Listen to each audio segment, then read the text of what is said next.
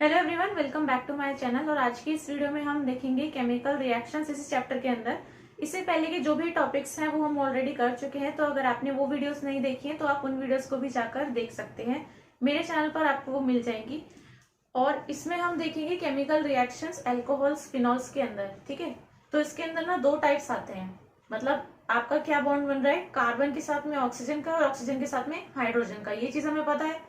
तो ये बॉन्ड आपका जो है अल्कोहल में भी है, फिनॉल में भी है। तो यहाँ पर क्या होता है, आपकी दो तरह की बॉन्ड क्लीवेज हो सकती है, कार्बन ऑक्सीजन के बीच में और ऑक्सीजन हाइड्रोजन के बीच में। तो यहाँ पर मैं आपको जो है पहले लिख के दिखा देती हूँ एक बार कि यहाँ पर जो बॉन्ड क्लीवेज है ये दो टाइप की बताई जा सकती है।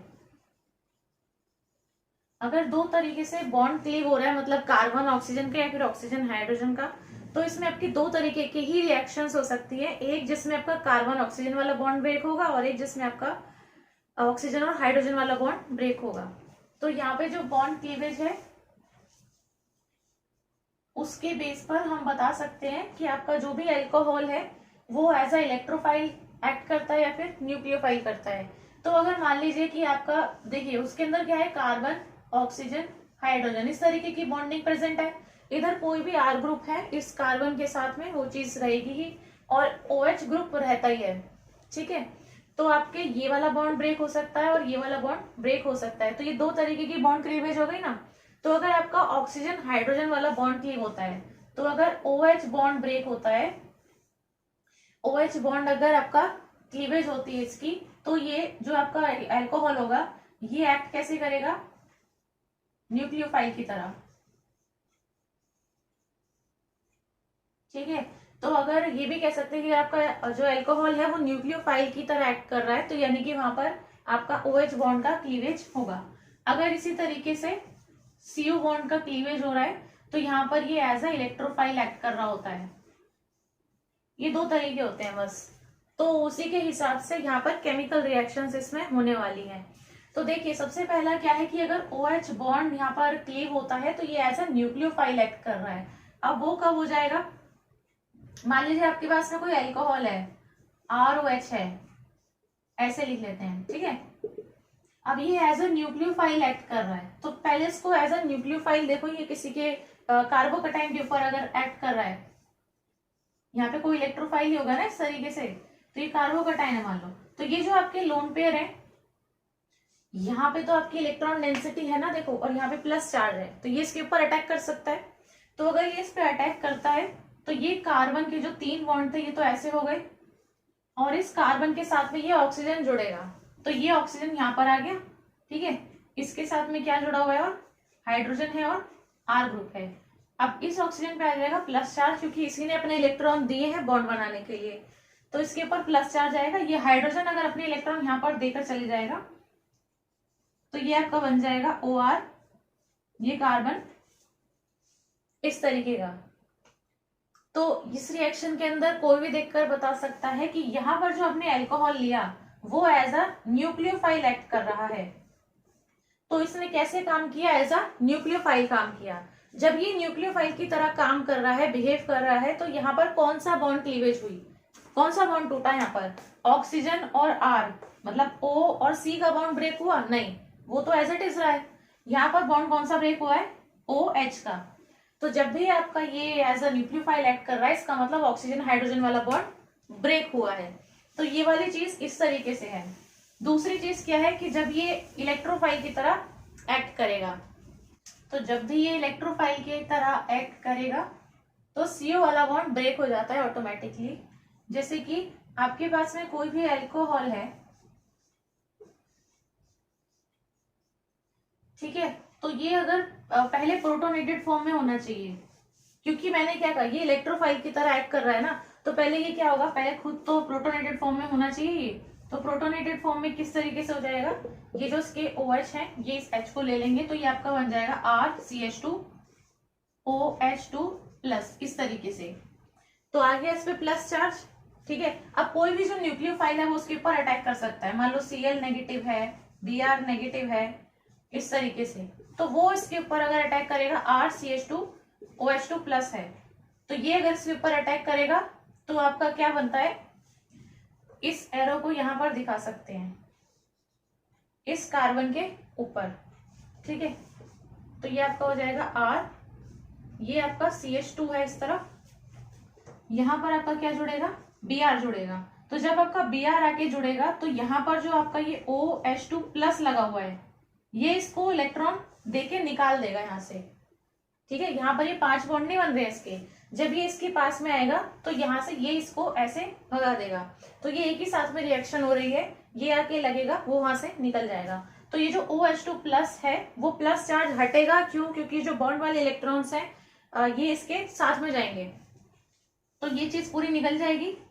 आपका क्या बन जाएगा, RCH2Br या Cl जो भी है, और जो वाटर बना है H2O ये आपका निकल जाएगा।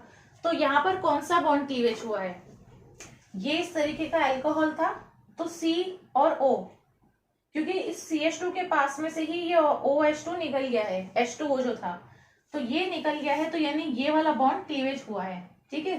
तो यहाँ पे ये जो Br नेगेटिव था उसने यहाँ आकर अटैक कर दिया और ये यहाँ से निकल गया बाहर।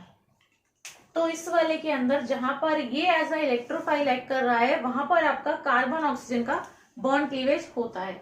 अब ये दो तरीके की रिएक्शंस हैं, तो सबसे पहले हम कौन सी देखेंगे, वो वाले देखेंगे जिसके अंदर ऐसा ये न्यूक्लियोफाइल एक्ट करता है। तो अब हम पढ़ेंगे इसके अंदर ए पार्ट, ये बी पार्ट मान लेते हैं। ए पार्ट के अंदर है जहां पर आपका बॉन्ड क्लीवेज होता है ऑक्सीजन एंड हाइड्रोजन का। तो इसके अंदर सबसे पहले आता है यहाँ पर देख रहे हैं OH बॉन्ड क्लीवेज वाली रिएक्शंस, ठीक है। जहां पर आपका ऑक्सीजन हाइड्रोजन वाला बॉन्ड क्लीवेज होता है वहां पे कौन सी रिएक्शंस होती हैं। सबसे पहले जो है वो ये है कि आपका अल्कोहल और फिनॉल, इनकी रिएक्शंस आपकी किसके साथ होती है, मेटल्स के साथ में, जहां पर आपकी हाइड्रोजन मिल जाती है। तो जब भी रिएक्शन होगी मेटल्स के साथ में, तो अल्कोहल का एल्कोक्साइड मिल जाएगा, फिनॉल का फिनॉक्साइड मिल जाएगा और आपको हाइड्रोजन मिलेगी। फॉर एग्जाम्पल जैसे कि अगर ROH ले लेते हो, आपको 2 मोल लेना पड़ेगा, यहाँ पे आपको 2 सोडियम लेने पड़ेंगे, ठीक है। सोडियम ले लो, पोटेशियम ले लो, एल्यूमिनियम ले लो, कोई भी मेटल यहाँ पे ले लेते हैं, ये मेटल हो गया। यहाँ पे ये क्या है, अल्कोहल है। तो जब ये इससे रिएक्ट करेगा तो यहाँ पर H हट के आ जाएगा Na, तो ये आपको मिलेगा RONA प्लस H2, क्योंकि यहाँ पे H2 बननी है तो ये 2 इसलिए लिया है, ठीक है। तो आपका क्या मिलेगा, ये एल्कोक्साइड। अगर यहाँ पर R की जगह पे कोई भी आपका ये इस तरीके की बेंजीन रिंग लगा दी मैंने, और ये OH 2 मोल लेंगे इसे भी, प्लस 2Na लिख देते हैं, तो यहाँ पर भी आपको मिलेगा 2ArONA, ये अराइल रिंग ही है, मतलब ये वाली जो रिंग है। OH की जगह आ जाएगा ONA और प्लस H2, यहाँ से भी H2 मिलेगी। यही है इसके अंदर रिएक्शन है, बस मेटल के साथ में ये रिएक्शन है। और आपको पिछली वीडियो में मैंने बता ही दिया था कि यहाँ पर आपका जब भी फिनॉल है, तो ये जो आपका फिनॉल है, ये फिनॉल रिंग है आपकी, ठीक है। और जब भी यहाँ पे ये रिएक्ट करता है with aqueous NaOH, aqueous NaOH के साथ में होता है, तो आपको क्या मिलता है, सोडियम फिनॉक्साइड। तो यही मिलता है, मतलब बेंजीन के ऊपर ONA प्लस आपको क्या मिलेगा, लेकिन यहाँ पर H2O, ये रिएक्शन भी पता होगी आपको। तो जो अल्कोहल और फिनॉल होते हैं ना, ये आपके होते हैं एसिड, क्योंकि H दे सकते हैं अपना। अगर इस तरीके से लिखा जाता है कि ROH है, मान लो ये अल्कोहल है आपके पास में, ये अल्कोहल है, और कोई भी बेस आता है, बेस के पास में क्या होंगे भाई, इलेक्ट्रॉन होंगे ना इसके पास में, तो कोई भी बेस जो है ना वो इस H को यहाँ से ले सकता है। तो ये एज ए एसिड काम कर रहा है, यहाँ पे हाइड्रोजन दे रहा है ना अपना, और यहाँ पे कोई भी जो बेस है वो उससे प्रोटॉन को एक्सट्रैक्ट कर सकता है। तो ये ब्रोंस्टेड एसिड की तरह बिहेव कर रहा है, क्योंकि अपना H दे सकते हैं। तो ये जो है ये बन जाता है RO- ऐसे, और ये जो आपका बेस था ये ले जाता है ये प्रोटॉन। तो ये एसिड था, ये बेस था, ये जो एसिड था अब बन गया आपका ये कॉन्जुगेट एसिड, जिसके पास में H गया है वो कॉन्जुगेट एसिड बन जाएगा, और जिससे गया है वो आपका कॉन्जुगेट बेस हो गया। ये क्या बना भाई, कॉन्जुगेट बेस। तो इस तरीके से रिएक्शन हो जाती है। तो कहने का मतलब है कि आपके अल्कोहल और फिनॉल जो है ये आपके जो भी स्ट्रॉन्ग बेस होंगे उनको प्रोटॉन दे सकते हैं। अब इसी के बाद में आता है दूसरी चीज। ये तो क्या थी कि रिएक्शन है मेटल्स के साथ में जिसमें आपका OH बॉन्ड का क्लीवेज होगा। सेकेंड थिंग इसी के अंडर में आती है वो है क्या, एसिडिटी, एल्कोहल्स की भी और फिनॉल्स की भी।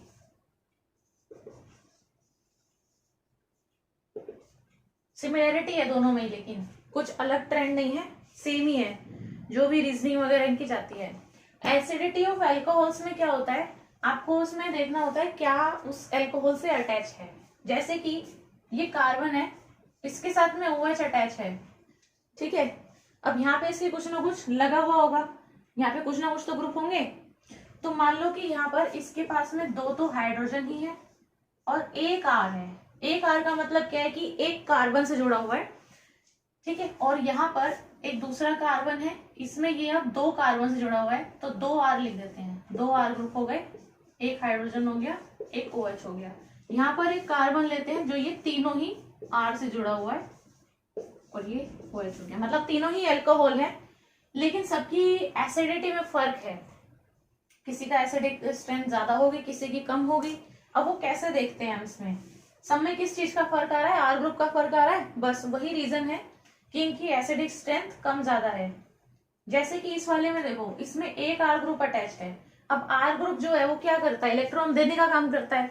तो यहाँ पर जब ये R ग्रुप इससे अटैच होगा तो ये इलेक्ट्रॉन इसकी तरफ देगा नहीं, कार्बन की तरफ, इलेक्ट्रॉन देने का काम है, ठीक है। तो जितने ज्यादा R ग्रुप लगाओगे उतने ज्यादा ही इलेक्ट्रॉन्स देंगे। तो यहाँ पर क्योंकि एक R ग्रुप अटैच है तो ये कुछ इलेक्ट्रॉन्स इस कार्बन की तरफ देगा, कार्बन ऑक्सीजन इस तरफ जाएंगे इलेक्ट्रॉन्स, ठीक है। यहाँ पर 2 R ग्रुप आ गए, तो यहाँ से ये भी इलेक्ट्रॉन देगा इसकी तरफ और यहाँ से ये भी इलेक्ट्रॉन्स इसकी तरफ ही देगा। तो मतलब यहाँ से ज्यादा इलेक्ट्रॉन्स अब ये दे रहा है, तो यहाँ पे और ज्यादा इलेक्ट्रॉन्स दिए जा रहे हैं। अगर 2 की जगह 3 लगा दिए तो और ज्यादा इलेक्ट्रॉन्स जा रहे हैं। तो यहाँ से ये भी दे रहा है, ये भी दे रहा है और ये भी इलेक्ट्रॉन्स इसकी तरफ दे रहा है। तो होता क्या है, जितने ज्यादा आपके इलेक्ट्रॉन डोनेटिंग ग्रुप्स प्रेजेंट होते हैं अल्कोहल वाले कार्बन पे, अल्कोहल वाला जो कार्बन है इसी से डायरेक्टली अटैच है ना 3 R ग्रुप, तो जितने ज्यादा ग्रुप इससे अटैच हैं उतने ज्यादा आपकी इलेक्ट्रॉन डेंसिटी बढ़ जाती है किस पे, ऑक्सीजन पे। तो उससे क्या होता है, OH वाले जो बॉन्ड है उसकी पोलैरिटी हो जाती है कम, क्योंकि जो एसिडिक स्ट्रेंथ है इनकी, जो एसिडिक स्ट्रेंथ है वो डिपेंड कर रही होती है OH बॉन्ड की पोलैरिटी पे। अगर OH बॉन्ड ज्यादा पोलर होगा, ठीक है, अगर OH बॉन्ड अच्छा खासा पोलर होगा तो यानी उसको तोड़ना आसान है, H निकालना आसान है उसमें से, तो वो एसिडिक ज्यादा हो गया। अगर OH बॉन्ड की पोलैरिटी कम है, वो ज्यादा इतना पोलर नहीं है, तो यानी वहां से हाइड्रोजन नहीं निकल सकता इतनी आसानी से, तो एसिडिक स्ट्रेंथ हो गई कम, क्योंकि H निकलेगा तो ही तो एसिडिक है, ठीक है। तो अगर OH बॉन्ड पोलर है तो H निकलना आसान है, एसिडिक स्ट्रेंथ ज्यादा हुई। इसी का जस्ट ऑपोजिट हो जाएगा कि एसिडिक स्ट्रेंथ कम हो जाएगी। तो यहाँ पे क्या है, इधर आपका एसिडिक स्ट्रेंथ हो जाएगी क्या, कम, इधर हो जाएगी क्या, ज्यादा। तो ट्रेंड आपका बन जाता है कुछ इस तरीके से। यहाँ पर होगा कि एक R ग्रुप अटैच है आपका, इतने इलेक्ट्रॉन्स नहीं देगा ऑक्सीजन की तरफ। तो ऑक्सीजन क्या, इलेक्ट्रोनेगेटिव है ना, वो उसका काम क्या है, ऑक्सीजन इलेक्ट्रॉन्स को खींचने का काम है ऑक्सीजन का। तो यहाँ पे जब इसको इलेक्ट्रॉन मिल रहे हैं ऑलरेडी इस वाले कार्बन की तरफ से, तो जब ये अपने इलेक्ट्रॉन्स इधर तरफ भेज ही रहा है तो ऑक्सीजन के पास में कमी कहाँ हुई इलेक्ट्रॉन्स की, उसको तो भरपूर मिल रहे हैं इलेक्ट्रॉन्स। तो वो हाइड्रोजन वाले बॉन्ड वाले इलेक्ट्रॉन्स इतने क्यों खींचेगा, नहीं खींचेगा ना। तो यहाँ पे इसकी पोलैरिटी क्या हो जाएगी, कमी होगी बॉन्ड की, क्योंकि जब ऑक्सीजन अच्छे खासे इलेक्ट्रॉन्स अपनी तरफ खींच रहा होगा तो इस तरीके से एक चप्पल बन जाती है, ऐसे बन जाती है। क्यों, क्योंकि ये इलेक्ट्रोनेगेटिव है। अगर इसको ज्यादा जगह से इलेक्ट्रॉन नहीं मिल रहे हैं तो ये अपने बॉन्ड वाले इसकी इलेक्ट्रॉन्स को अपनी तरफ अट्रैक्ट करेगा। इलेक्ट्रॉन्स ज्यादातर जो टाइम है वो कहाँ स्पेंड करेंगे, ऑक्सीजन के पास में स्पेंड करेंगे। तो यहाँ पे पोलैरिटी अच्छी खासी हो जाएगी। जबकि अगर 2 अटैच कर दोगे तो और ज्यादा ऑक्सीजन को इलेक्ट्रॉन्स मिल रहे हैं, इधर से वो इतने नहीं खींचेगा फिर, तो इधर वाले बॉन्ड के इलेक्ट्रॉन्स जब खींचेगा नहीं तो पोलैरिटी ये आएगी नहीं। तो जब पोलैरिटी नहीं आएगी तो ये H अपना नहीं देना चाहेगा, कब हो जाएगा क्या, कम एसिडिक। ये और ज्यादा इलेक्ट्रॉन्स दे रहे हैं ऑक्सीजन को। ऑक्सीजन के पास में कोई कमी नहीं है इलेक्ट्रॉन्स की, उसे इधर से खींचने की भी जरूरत नहीं पड़ेगी, ठीक है, इनके मुकाबले अगर देखा जाए तो वो क्या करेगा, ये वाले इलेक्ट्रॉन्स को नहीं लेना चाहेगा अपनी तरफ, तो यहां से उसे अच्छे खासे इलेक्ट्रॉन्स मिलेंगे, बॉन्ड हो जाएगा less polar. Oxygen and hydrogen की बात हो रही है यहाँ पे, तो O और H वाला जो बॉन्ड है वो इतना पोलर नहीं रहेगा, तो यहाँ से हाइड्रोजन फिर नहीं निकलेगी। जितना ज्यादा पोलैरिटी रहेगी OH के बॉन्ड में, वो उतना अपनी तरफ खींच के हाइड्रोजन को निकाल देगा, ठीक है, तो वो हो जाएगा एसिडिक। ये इससे कम एसिडिक और ये सबसे कम एसिडिक। तो जो इलेक्ट्रॉन डोनेटिंग ग्रुप अटैच है इससे, जैसे कि ये CH3 है मिथाइल, C2H5 है इथाइल, जितने भी ये R ग्रुप होते हैं ये होते हैं आपके इलेक्ट्रॉन डोनेटिंग, EDG मतलब इलेक्ट्रॉन डोनेटिंग ग्रुप। ये आपकी इलेक्ट्रॉन डेंसिटी को बढ़ाते हैं, तो जो अटैच है उसी की बढ़ा रहे हैं इलेक्ट्रॉन डेंसिटी। अगर इलेक्ट्रॉन डेंसिटी बढ़ रही है तो मतलब OH की पोलैरिटी घट रही है, एसिडिक स्ट्रेंथ घट रही है, ठीक है। तो इसीलिए एसिडिक स्ट्रेंथ का अगर ट्रेंड है तो वो इस तरीके से होता है एल्कोहल्स के केस में। अभी जैसे मैंने कहा कि यहाँ पर ये ब्रोंस्टेड एसिड हो सकते हैं आपके एल्कोहल्स और फिनॉल्स, क्यों, क्योंकि अपना हाइड्रोजन दे सकते हैं, ऐसे ही एक्सेप्ट भी कर सकते हैं।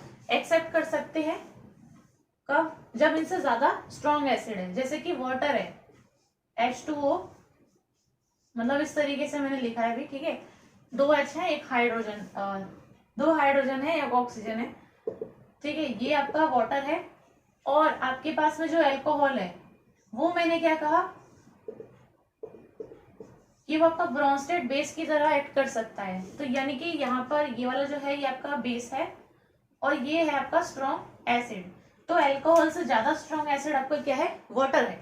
तो यहाँ पे ये क्या करेगा, इस हाइड्रोजन को एब्स्ट्रैक्ट कर सकता है, एब्स्ट्रैक्ट कर लेगा तो बन जाएगा ROH और ये आपका OH नेगेटिव, ठीक है, ये आपका बेस था, ये आपका एसिड था, तो ये आपका बन जाएगा कॉन्जुगेट एसिड, जिसके पास में H गया है वो कॉन्जुगेट एसिड, और ये बन जाएगा CB कॉन्जुगेट बेस, ठीक है, OH माइनस। सो अल्कोहल जो है ये आपका वीकर एसिड है देन वाटर।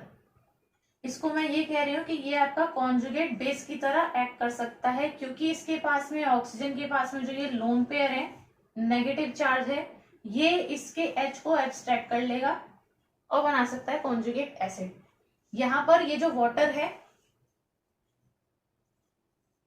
ये स्ट्रॉन्गर एसिड है देन अल्कोहल, और बेटर प्रोटॉन डोनर है, बेटर है प्रोटॉन डोनर।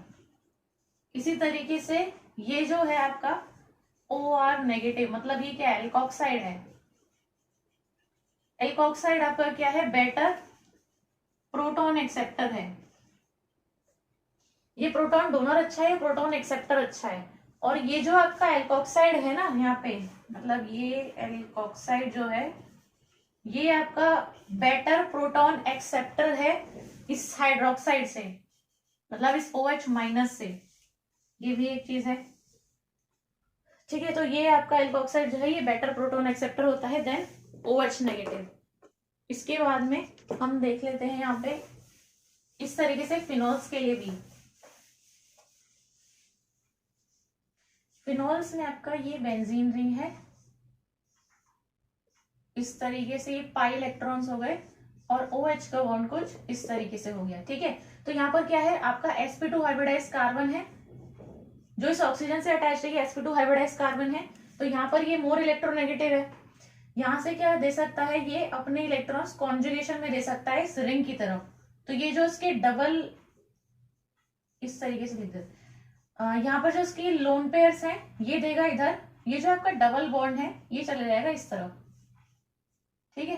तो ये सारे स्ट्रक्चर जो है इसके रेजोनेंस में रहते हैं इस तरीके से, ये 2 बॉन्ड ऐसे रह जाएंगे।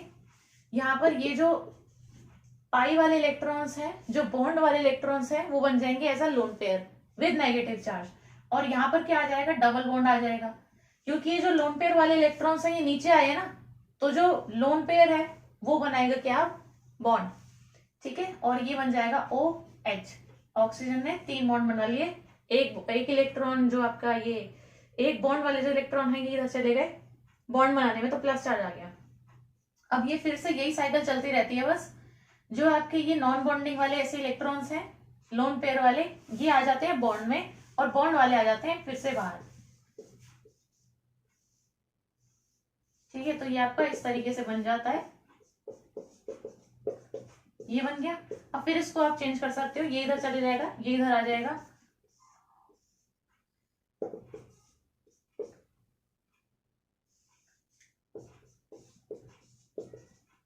ये वाले इलेक्ट्रॉन्स फिर से यहाँ पर, और ये जो डबल बॉन्ड वाले हैं ये ऊपर वापस से, तो फिर से आपको कुछ इसी तरीके का मिल जाएगा। जस्ट पाई इलेक्ट्रॉन्स की जो लोकेशन है वो चेंज हो जाती है बस इसमें। तो ये इस तरीके से हो जाएगा और ये हो जाएगा OH और इसके दो lone pair as it is. तो ये होता है आपका किसमें, फिनॉल में। मतलब फिनॉल का ही पूरा रेजोनेंस स्ट्रक्चर है। ठीक है, किसी भी तरीके से आप स्टार्ट करो, इधर से भी करोगे तो भी ऐसे आपको चलना होता है बस। तो ये आपके फिनॉल का रेजोनेंस स्ट्रक्चर है, 1 2 3 4 और 5, इस तरीके से इसमें रेजोनेंस हो जाता है। यहाँ पर ये sp2 हाइब्रिडाइज कार्बन से अटैच है, तो आपके जो बॉन्ड वाले इलेक्ट्रॉन्स हैं वो रेजोनेंस में रहते हैं इस रिंग के साथ में। जो सिंपल अल्कोहल होता है, जैसे कि ये ROH है, ठीक है, तो यहाँ पे अगर ये अपना H देता है तो ये बनता है RO नेगेटिव और H प्लस निकाल सकता है। और अगर यहीं पर फिनॉल रिंग की बात की जाती है तो यहाँ पर ये अपना अगर H देता है तो यहाँ पर होता है आपका क्या, रेजोनेंस। यहाँ पर होता है रेजोनेंस नहीं, तो यहाँ पर जो ये आपका इस रिंग के ऊपर O नेगेटिव बनेगा, ये क्या कहलाएगा, फिनॉक्साइड आयन। ये आपका फिनॉल था, हाइड्रोजन निकल गई तो क्या बनेगा, फिनॉक्साइड आयन। O नेगेटिव जो बनेगा वो फिनॉक्साइड आयन है। ये भी रेजोनेंस स्टेबलाइज रहेगा, क्यों, क्योंकि sp2 हाइब्रिडाइज कार्बन से अटैच होता है, इसके भी रेजोनेंस स्ट्रक्चर होते हैं। ठीक है, तो ये मोर एसिडिक है। ये वाली जो सेकंड वाली रिएक्शन है ये मोर एसिडिक है इस वाले से, क्योंकि यहाँ पे sp2 हाइब्रिडाइज कार्बन है ना, तो वहां पे आपका पोलैरिटी रहेगी बॉन्ड में, तो H को निकालना आसान हो जाता है। जो आपका फिनॉक्साइड आयन है उसके भी रेजोनेंस स्ट्रक्चर इसी तरीके से बन सकते हैं कि मान लो यहाँ पे H इसका निकल गया, इस तरीके से बन गया, तो भी आप बता सकते हो कि sp2 हाइब्रिडाइज कार्बन इससे अटैच है, ऑक्सीजन जो एटम है। ठीक है, यहाँ पे इनमें क्या रहेगी, रेजोनेंस रहेगी। ये इधर चले गए और ये ऐसे,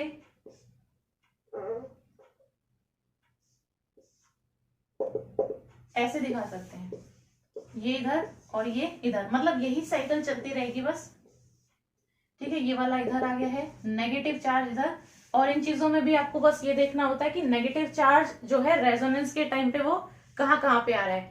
जो ये आ रहा है आपका ऑर्थो पे आता है, और कहाँ पे आता है, पैरा पे। बस ये ऑर्थो है, ये भी ऑर्थो है, और ये क्या है, पैरा। तो नेगेटिव चार्ज आता है 3 जगह, ऑर्थो ऑर्थो और ये वाली पैरा पोजिशन पे। ठीक है, ये double bond O as it is आएगा, ये इधर जाएगा, ये इधर जाएगा, तो ये आपका स्ट्रक्चर हो जाएगा इस तरीके से। नेगेटिव चार्ज यहाँ पे, मतलब ये स्ट्रक्चर आपको वैसे भी मिल जाएंगे। ठीक है, बस आपको बनाने आने चाहिए ये कि रेजोनेंस किस तरीके से इनमें होता है। बस आपकी पाई बॉन्ड की जो लोकेशन पहले इस तरीके से थी, ये इस तरीके से हो जाएगी, ये वापस से ऊपर जाएगा तो ये फिर से बच जाएगा O नेगेटिव। तो ये इसके रेजोनेंस स्ट्रक्चर है, उसी तरीके से है ना, सिमिलर एकदम। तो वहां पे यहाँ पर ऊपर अलग चीज बन जाती है बस, और यहाँ पे अलग चीज है, क्योंकि वहां पे OH है, यहाँ पे O माइनस है, तो वो माइनस से जाएगा न्यूट्रल में, और वो न्यूट्रल में से जाएगा प्लस में। ठीक है, क्योंकि अपने इलेक्ट्रॉन वो दे रहा है। तो ये आपका है फिनॉक्साइड आयन का रेजोनेंस स्ट्रक्चर। एल्कोक्साइड में क्या होता है, जब आपका एल्कोक्साइड वाला बनाया मैंने, मतलब RO माइनस, इस तरीके से, जो आपका ये नेगेटिव चार्ज था, इसका नेगेटिव चार्ज जो है ना, ये आपका सिर्फ लोकलाइज रहता है इस ऑक्सीजन के ऊपर, और कुछ नहीं है इसके पास में, सिर्फ इस ऑक्सीजन के ऊपर लोकलाइज रहता है। जबकि ये जो फिनॉक्साइड आयन बनता है उस फिनॉल से, यहाँ पर ये जो नेगेटिव चार्ज है ये पूरी रिंग पे घूमता है। ये देखो, नेगेटिव चार्ज पहले यहाँ गया, फिर यहाँ गया, फिर यहाँ गया, फिर ऊपर आया। तो इस रेजोनेंस की वजह से ये जो नेगेटिव चार्ज है इसको एक अच्छा खासा एरिया मिलता है स्प्रेड आउट होने के लिए। तो नेगेटिव चार्ज जो है ये डीलोकलाइज रहता है, इसीलिए ये स्टेबल है। तो जो फिनॉक्साइड आयन बन रहा है उस फिनॉल से हाइड्रोजन देने के बाद, क्योंकि ये स्टेबल बन रहा है, इतने रेजोनेंस स्ट्रक्चर की वजह से इसमें स्टेबिलिटी है, तो ये हाइड्रोजन को देना चाहेगा ज्यादा इजीली। तो जो ज्यादा इजीली हाइड्रोजन को देना चाहेगा वही आपका मोर एसिडिक है। तो इसीलिए आपका ये फिनॉल जो है ये ज्यादा एसिडिक है, ज्यादा स्टेबल आपका फिनॉक्साइड आयन बन रहा है देन आपका एल्कोक्साइड की वजह से। इसी में यहीं पर ये एक चीज ऐड कर देते हैं, क्योंकि अभी नेगेटिव चार्ज यहाँ पे दिख ही रहा है। तो अगर मान लो कि ये तो मैंने सिंपल बताया कि सिंपल फिनॉल था, ये मतलब फिनॉल रिंग थी इस तरीके से, कुछ अटैच तो नहीं है इसके साथ में। अगर मान लो कि इस फिनॉल रिंग के साथ में कुछ इलेक्ट्रॉन डोनेटिंग विड्रॉइंग ग्रुप इस तरीके से अटैच हैं, फिर क्या फर्क पड़ता है इनके एसिडिक स्ट्रेंथ के ऊपर? एसिडिक स्ट्रेंथ के ऊपर ये फर्क पड़ता है कि अगर मान लो मैं इस ऑर्थो और इस पैरा, इन पोजीशंस पर अगर मैं इलेक्ट्रॉन विड्रॉइंग ग्रुप अटैच कर दूं, तो देखो जब ये रेजोनेंस हुआ तो नेगेटिव चार्ज कहाँ आया? ऑर्थो और पैरा पोजीशन पर आया।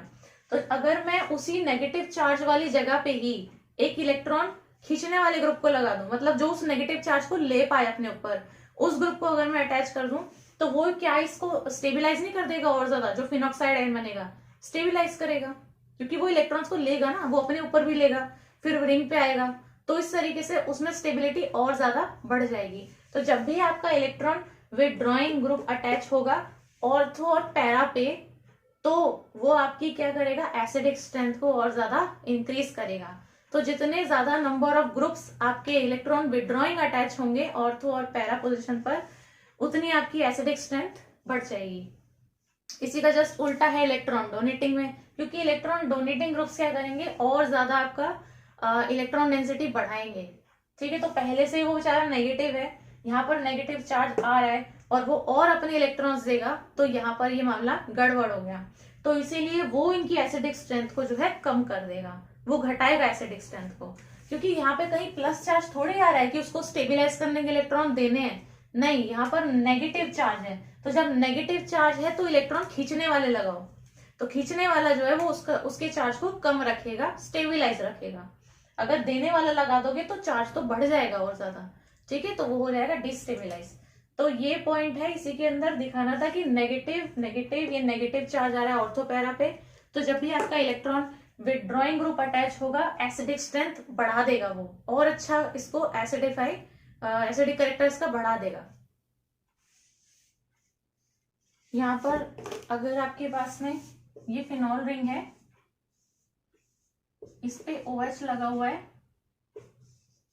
CH3 लगा हुआ है, क्रिसॉल है ये, ऑर्थो क्रिसॉल, मतलब CH3 जो है ये आपका ऑर्थो पे लगा हुआ है अभी, ठीक है, और ये आपका सिंपल फिनॉल है।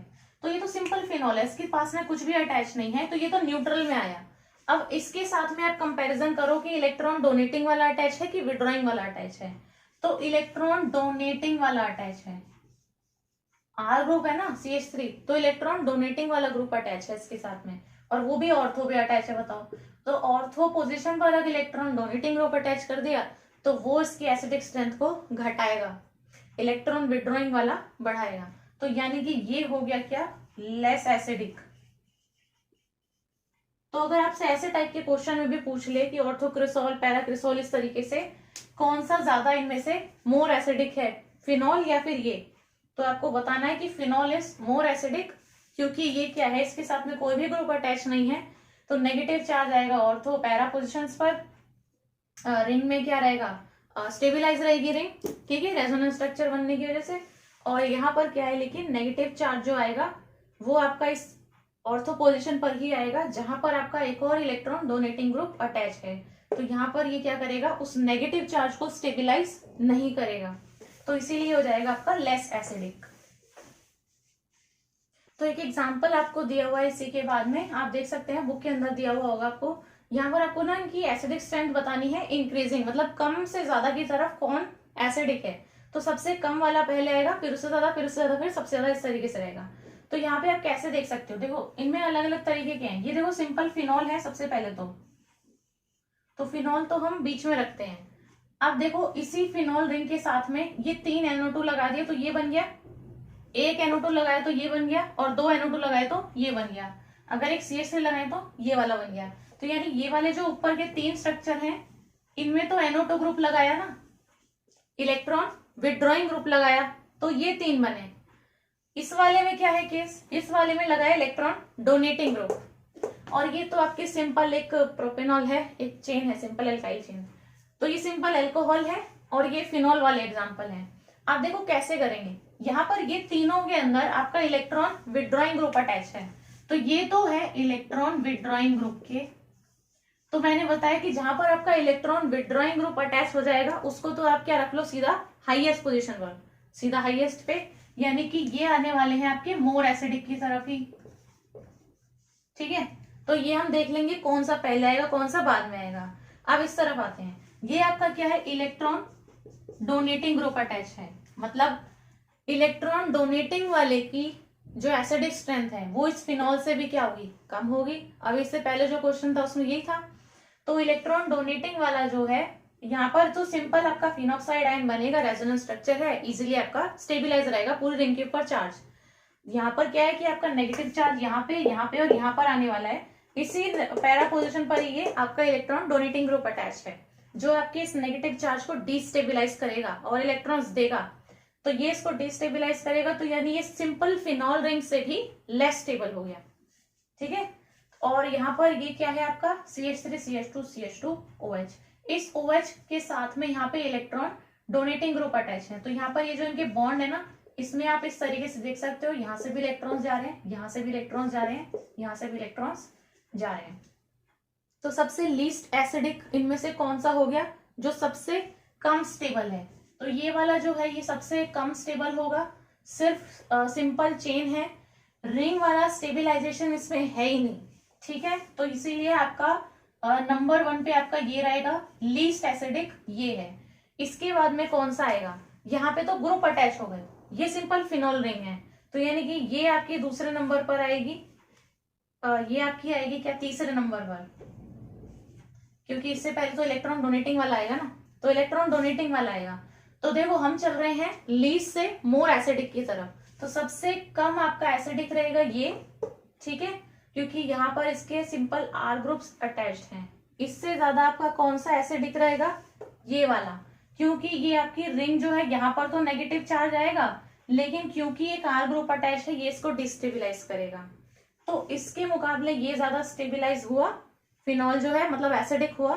ठीक है, एसिडिक हुआ, लेकिन क्योंकि R ग्रुप अटैच है उसकी वजह से ये कम हो गया।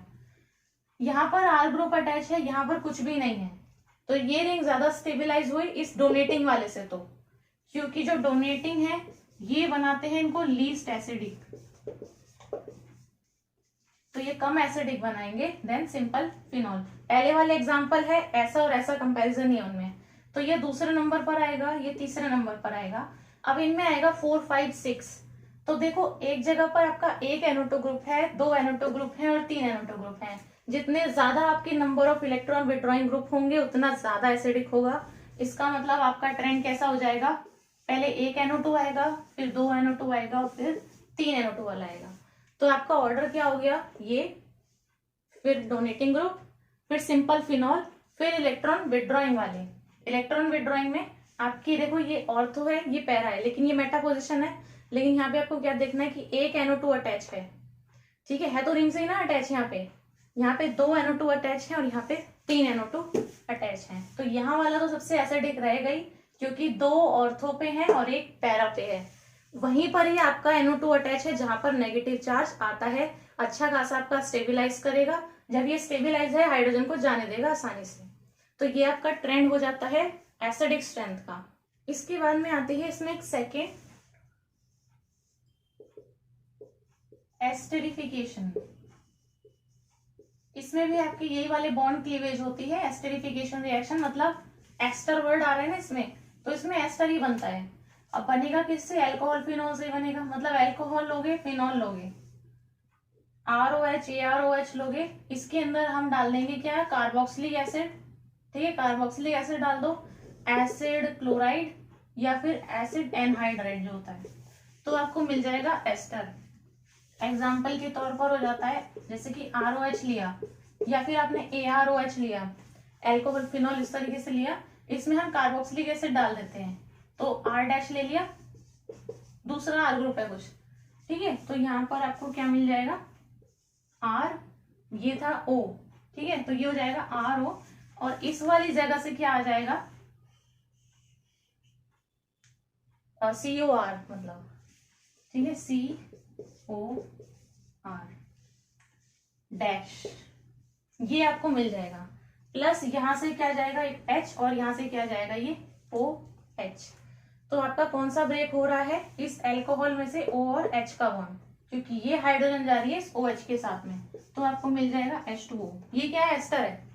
ऐसे ही अगर आप यहाँ पर लेते हो ROH या फिर AROH और इसमें डाल देते हो क्या, एसिड क्लोराइड, एसिड क्लोराइड डालोगे तो RCOCl होता है, R डैश ले लिया मैंने, यहाँ से आपके पास में बन जाएगा RO, और यहाँ पे आ जाएगा COR डैश, बनेगा तो यही, ठीक है। और इधर क्या मिलेगा, HCl मिलेगा। ऐसे ही अगर आप एसिड एनहाइड्राइड ये ले लोगे, इसके अंदर